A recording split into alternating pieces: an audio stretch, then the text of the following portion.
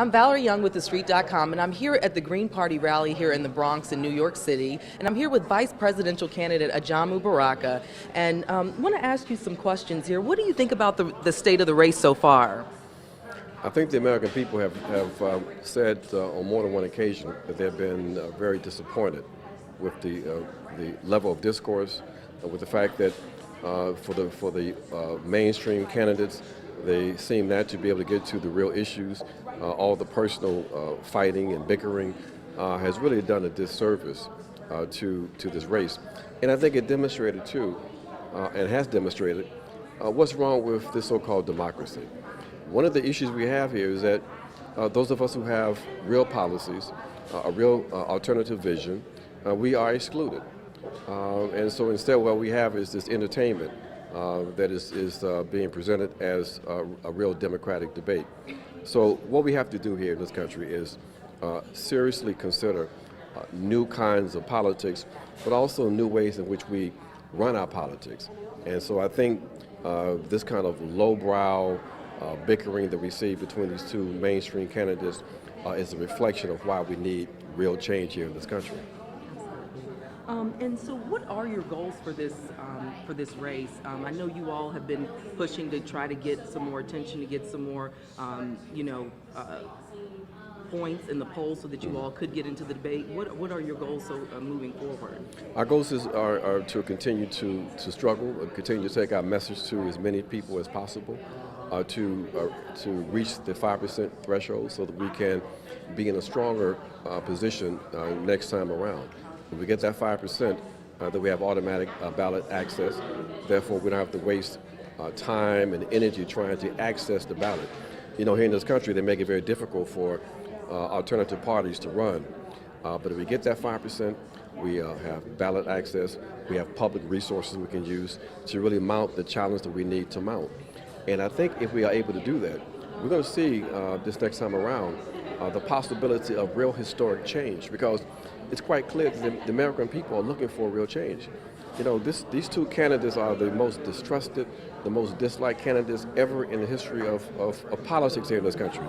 It's really a shame that they're not, that the American people are not getting a chance to have a real choice. And if they knew about us, they would have a real choice. So, you know, we are trying to get that 5%. We want people to understand they have a choice, and we're going to struggle to do that until the very end. And, at the Street, we focus on stocks, we focus on the economy. What do you see the role of Wall Street moving forward if you were to become vice president and Jill Stein president? Well, we have to communicate to folks on Wall Street that the free ride may be over, that we're going to be more concerned with trying to enact policies that help to prop up small business. We believe that there is a ongoing issue and contradiction between some of the interests of huge the financial sector and large transnational corporations and the interests of the American people. So we have to sit down and have conversations. I think that Wall Street would have to know that we're going to be committed to not only maintaining some of the regulations to monitor Wall Street, but also we may have to strengthen, because the kind of power that Wall Street has, the financial sector, is posing some serious challenges for the nature of not only the economy, but the nature of democracy. When you have the kind of concentrated power we have in this country, and the ability of Wall Street to buy politicians like Hillary Clinton, and then it raises serious questions about the nature of democracy and to the extent we really have democratic control.